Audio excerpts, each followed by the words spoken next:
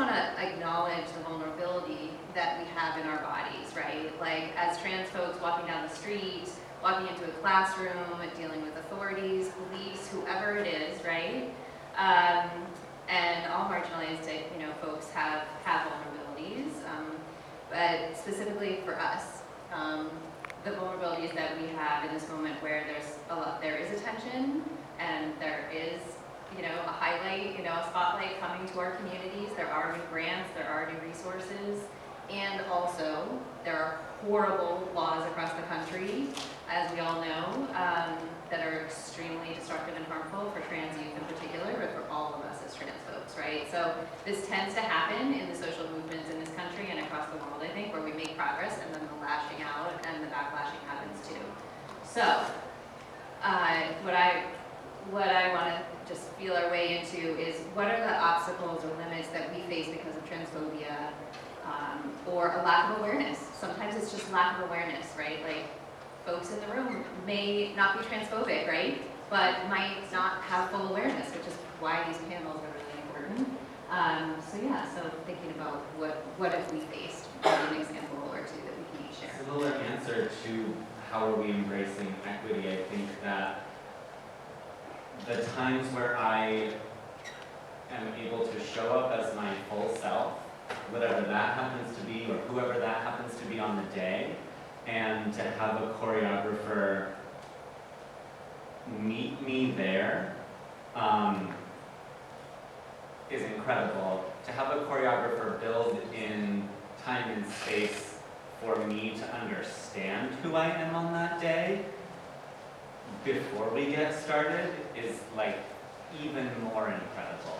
And those are the moments in my career where, in the way that we're all making decisions around an internal compass of like, this feels right, I should follow that.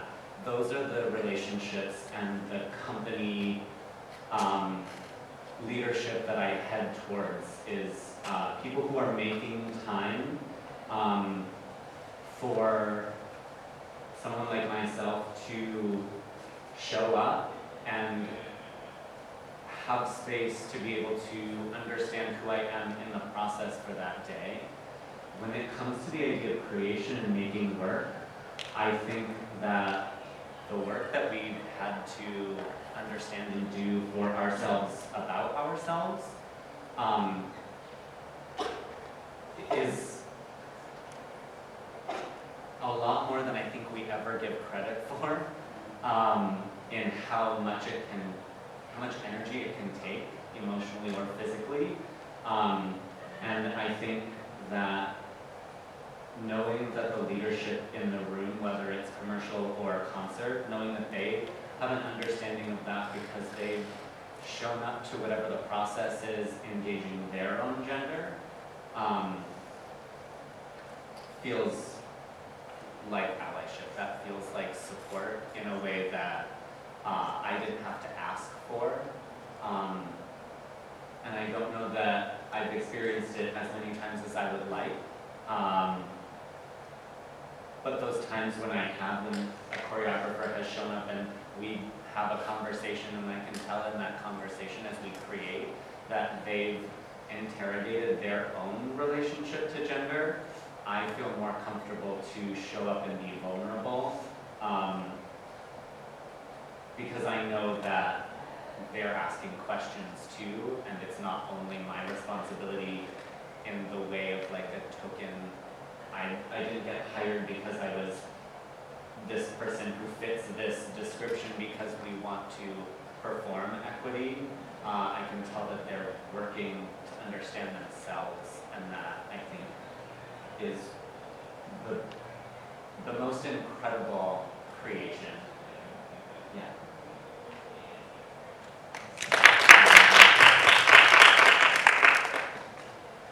Oh, goodness. When it comes to creativity and stuff like that, I think check-ins are important. Y'all know what check-ins are? Yes. Checking in. I did a piece a couple of years ago called Comb Your Hair or You Look Like a Slave. It was great.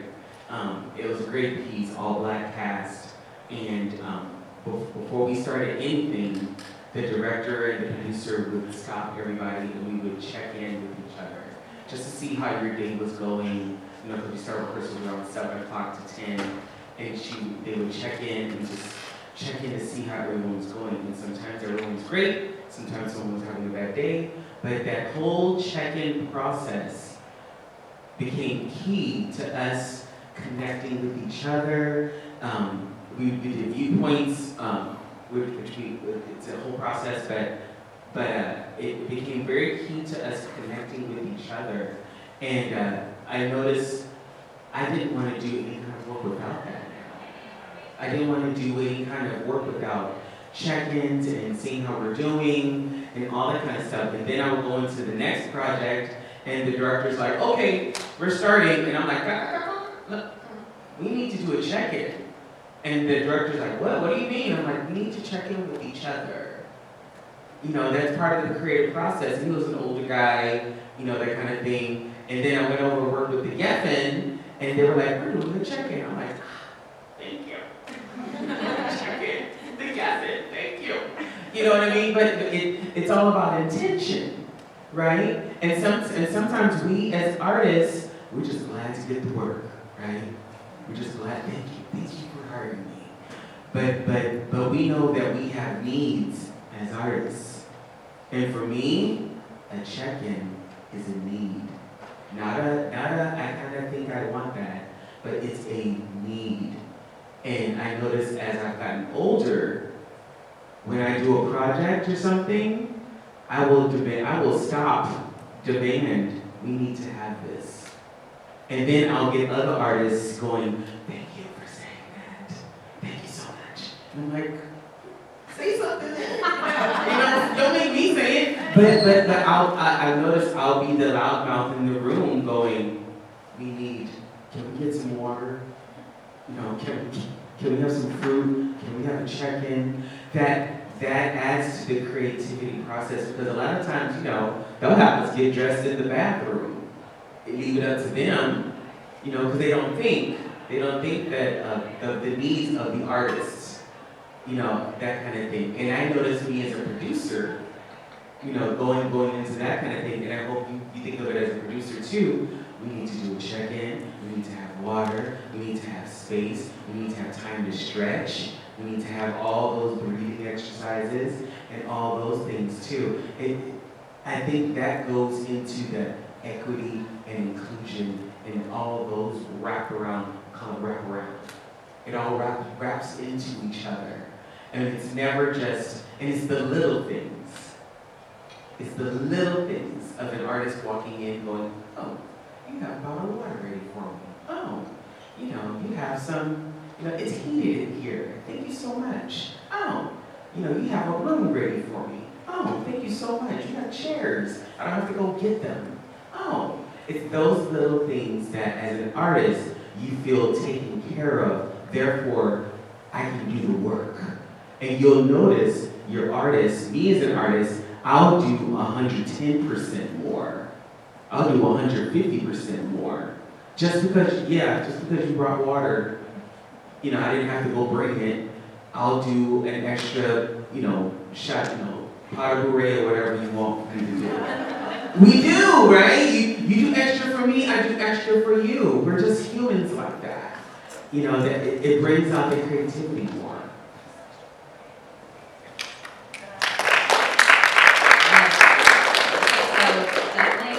We're gathering some tools as we're going, right? Check-ins are, love it, yes, absolutely. One of the big tools. Thanks. Can you cue up Q4, which is obstacles and limits? It's right here. Yeah, awesome. Who's in the room is really important. And, you know, kind of who's being put to the center, who's on the sidelines, who's not in the room. So I do want to just call out, like, for Mashup, to have us be the opening kickoff panel for this festival is a really amazing intentional action choice, right? So that to me is what equity is. As they say on the website for the National Women's Day, it's like equal opportunity is one thing, but equity is another, and equity is action, right? So for me, it's like where the priorities are. I will say just personally, one of the experiences that I've had working at Invertigo was coming in and working just part-time as a community engagement manager for 15 hours a week while I was teaching woodworking to kids on a school bus, and then also launching my own queer trans performance project. And literally, like, from the moment I walked in the door, like, I felt like I had an ally and allies within Invertigo in a way that I've never felt institutionally before. And this is a small company, right? Small but mighty, as we all like to say. And yeah, really feeling like, you know, Laura in particular has stood up multiple times for me in public spaces. And the work that we often have to do to correct people about our pronouns, or to do the labor of sharing what it means to be who we are, whatever that is, it's amazing when people will step in and do that work for us, right? And if you're BIPOC, I'm sure you've hopefully had moments where white people will do that for you, right? That's part of my work as an anti-racist white person, is like, where can I do some of that labor for my BIPOC friends and communities? So I think that action of like what we put first, what we put to the center, and how we stand forward and speak up for folks. And in particular, at Invertigo, there's a project called Walk the Walk that I initiated like several years ago, and the company has been very excited to support it. And then we got some WECO grants, which is amazing. Thank you to the city of West Hollywood, yeah, for several years of grants. And then we've also now this year gotten a California Arts Council grant to do a production this summer. So that also has been embraced, right? You know, like it could have been that the company's like, no, we're gonna keep going with these shows, but instead it was like, no, trans voices are very, very embodied and very important to us. So pass it on to the two of you. Thank you, Kay. I think my experience is a lot the same experience where I also participated in and am currently working with Walk the Walk with Invertigo, and it has been a really, I think, beautiful process to watch equity happen in that way. I think that time is money in this society right now, and the ability to take time or to give time to a project is incredibly telling about where a company and the leadership in the company stands, especially around the idea of equity. So for a project to be focused around gender nonconforming or trans people, and to have it start out, it just started out as workshops online, so that we could open it to people outside of LA, and to artists who are dancers and also visual artists. To have it start so small and as such a rich community building experience, to me, shows that there is a way to be working, but take time to be with the people and build community at the same time. And that, I think that's a really beautiful example of how equity can physicalize and look and be experienced. Yeah.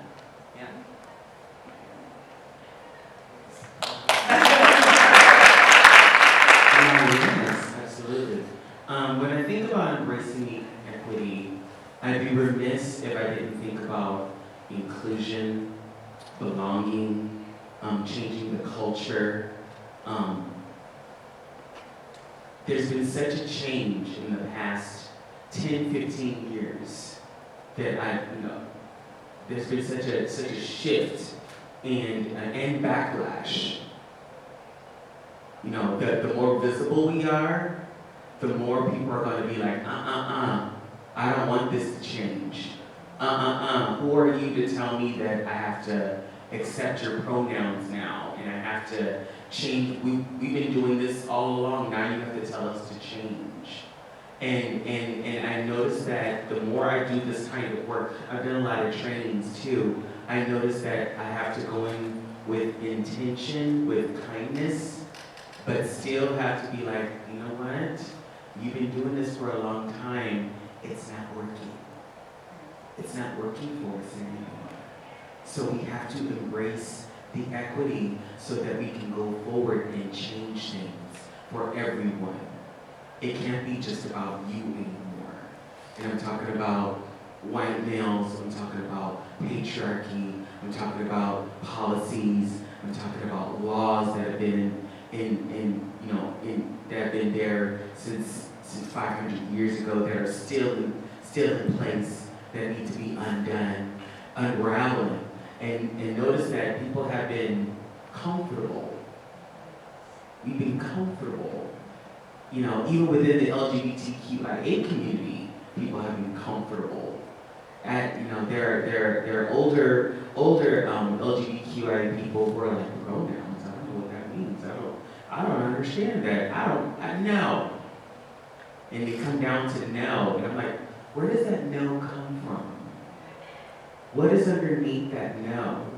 And so when we talk about embracing equity, we have to really be prepared to go, where does the no come from?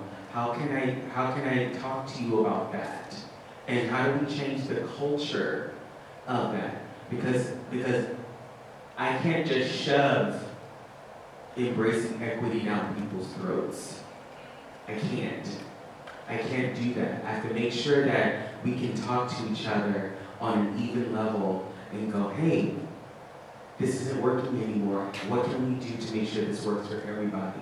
And what laws can we change? That's why I want to go with my social work too, because we can't just talk about it here. We got to change the laws and the policies up in Sacramento and DC.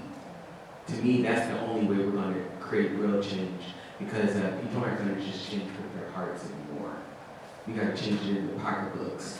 We got to change it in their laws and everything like that. And so for you young people, when you get 18, you vote. You hear me? You get out there and vote. I'm telling you now, vote. For you older folks, I hope you vote. Absolutely. Thanks. A really open-minded crew of people, and maybe it's you attract what you put out is what I'm hoping that it is. That I'm attracting people to myself that are open and are curious. I think intention is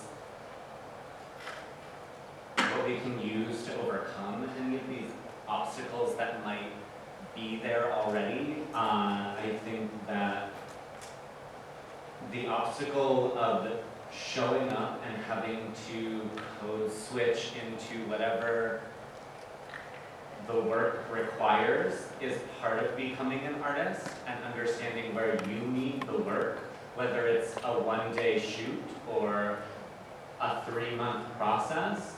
I think that as a non-binary person, I've learned to do that quickly and without anyone knowing or understanding that there was any work that was put into it. And I don't know that that always serves me in my body, the ability to do that without the moment to take a second and understand why and how I got to that point. So I think that for leadership in the room, I think that understanding and having as much clarity in the creation process as you can at the beginning about what you're asking the bodies in the room to do and where that meets their identities is a really big step. I don't know that it would take as much work as we think or as much as it sounds, but I think that knowing intentionally when you hire who you're looking for based on what you're looking to do in your work, and then from there understanding that, okay, I've hired this person and this is the expectation for the work. Have a conversation around what that would look like and feel like for them. That way the conversation is two ways and not all on the one body to shift and move and contort to fit what it is without a conversation involved.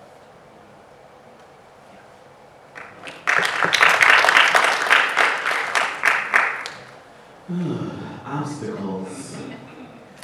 As a Black person I'm always black first, right? As a trans femme, as a bigger person, it's been hard. I've been told many times in auditions, no, and I was never sure if it was because I was black, or because I was trans, because I was a bigger person. You know, Lizzo changed the game for a lot of us, but before Lizzo, there was nothing. There was nothing for bigger girls. And I was like 150 pounds bigger than this. I lost a lot of weight. And obstacles made me do unhealthy things. Obstacles made me, you know, starve myself and think awful of myself and all those things too, right? Obstacles will put you in a mindset of I'm not worthy, so therefore I must do A, B, C, D, E, F, G, you know, all those things too. I've gone into auditions where it was just all white people, you know, and their eyes lit up when I walked in the room, and I was like, oh, they just want me because I'm black. Okay. You know what I mean? I guess I'll take the money. You know, I guess. You know, that kind of thing. Or the emotional labor. I didn't even know what emotional labor was. You know, we didn't have words for that back in the early 90s, you know, in the 80s and stuff. I just knew that people would come and ask me things and I would be exhausted after talking to them. Right? I'm tired. Be like, oh my God, go sit down. You know, but all those things and obstacles made me put up my fists when I would walk into rooms. I would automatically think, you're gonna come attack me for something. You're gonna want to take something from me. And walking around like that is exhausting. People wonder why black people have high blood pressure. People wonder why we walk around with chips on our shoulders. People wonder why we're always hyper-vigilant and so forth. Add being trans, add being queer and all those things on top of that. We walk around with this heavy pressure. And then I remember I told my mom, I think I want to go into the arts. Well, that's a hobby. That's a hobby. Go be a doctor or a lawyer, like your brothers and sisters. How many of y'all been told that, like, what you're doing is a hobby, right? What you're doing is a hobby. You can't make real money on that. Another obstacle, right? So even the family is telling me what you're doing is silly. You know, and I'm like, look, I'm doing a music video. Look, Mom. My mom's like, is that red carpet? No. You know, that's not real. You know, that you're doing that for play. So that's another like obstacle of like, what am I doing? Am I doing that for fun? Am I on sets for 13 hours for fun? What? What are you talking about? So it's like we all these obstacles and stuff made me like have to get really, really grounded into who I am. Really grounded. All those no's that Lennon was talking about, those no's are gonna hit you. Boom, boom, boom. They're gonna feel like, oh my gosh, what am I doing in this? What am I doing? And a lot of people leave. They quit. They stop doing this. They go be a nurse or whatever's, you know what I mean? You know, or for some, I heard all those no's and was like, okay, I'm gonna go write my own material. Okay, I'm gonna go into theater too.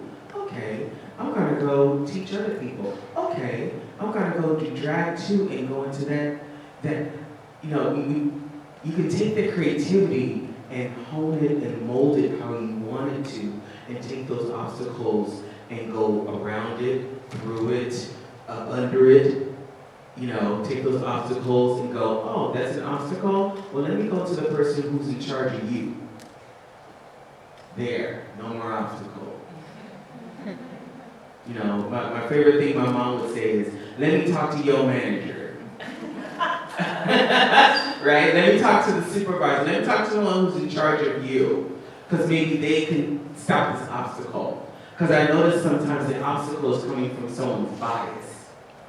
The obstacle is coming from someone's prejudice on you. Oh, you don't like black people. Let me talk to the person in charge of you who can call you on that.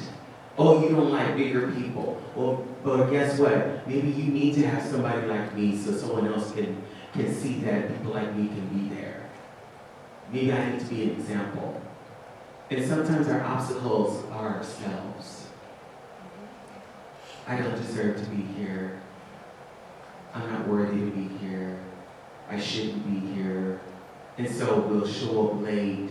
We'll self-sabotage ourselves and all those things. That's a huge obstacle for ourselves. The obstacles is not sometimes it's not external, but it can be internal. Absolutely. And we have to really, I'll use I have to be really, really conscious when I'm self-sabotaging myself and what that looks like too. And it's a whole podcast, right? Hey,